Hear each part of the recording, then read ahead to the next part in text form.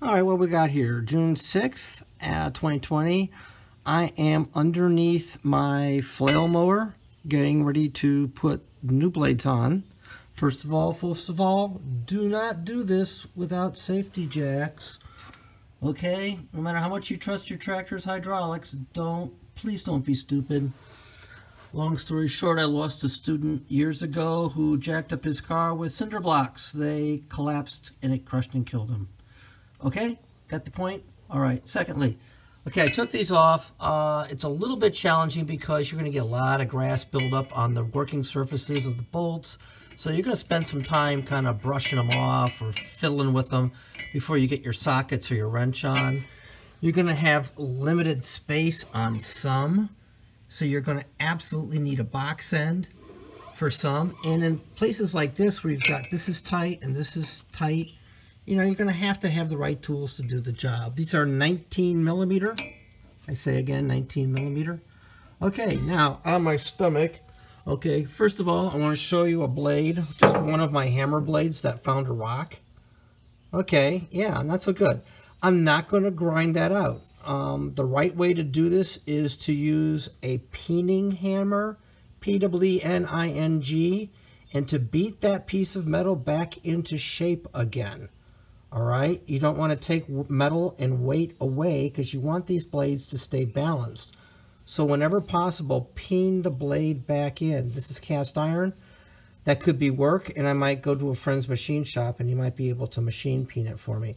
But no matter what, yeah, the blades are certainly salvageable, but I minimize the grinding I'm going to do on them. Okay. Oh, that's a little blade. Okay, I'm getting to do my curls. So the new grass blades, look like this, okay? And, you know, they're nice blades. And they're double-edged. You have two working surfaces, so if you start wearing on one side, you can just flip them over before you actually have to sharpen them, so that's kind of sweet. They mount up in pairs. Oh, I'm doing crunchies after crunchy after crunchy for you.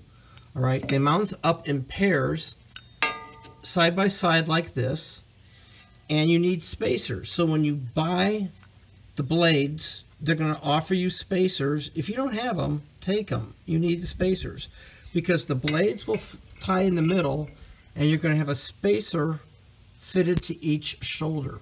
Okay, pretty simple. So the spacer looks like this. So I'm going to try and get a snapshot in at the end of this to show at least one of these installed, and you'll see it. It's probably on their website. It's probably in the manual, but you're watching the YouTube video. One other thing, too, because these are coated, the blades are coated, some of the holes might have a little bit of residue in them, making it hard to get the bolts on. You don't have to drill them, although if you have a drill bit, you might just push it through. You just need to get that little bit of residue out. And I was able on some, you know, starting, I just cracked it out with my thumbnail. So don't panic.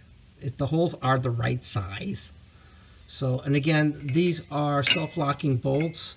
So when you torque them down, the big thing is to get one or two threads showing on this side.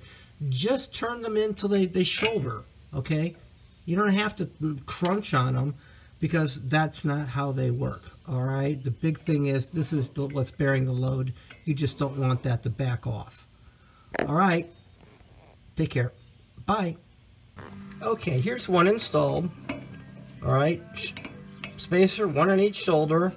The bolt's in there. It's snug, but just snug enough. These are going to be loose. They flail, all right? Pro tip, no, I did not get hurt.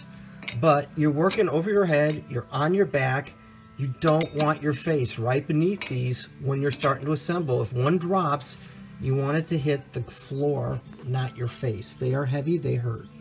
So, wishing you luck, take care, bye-bye.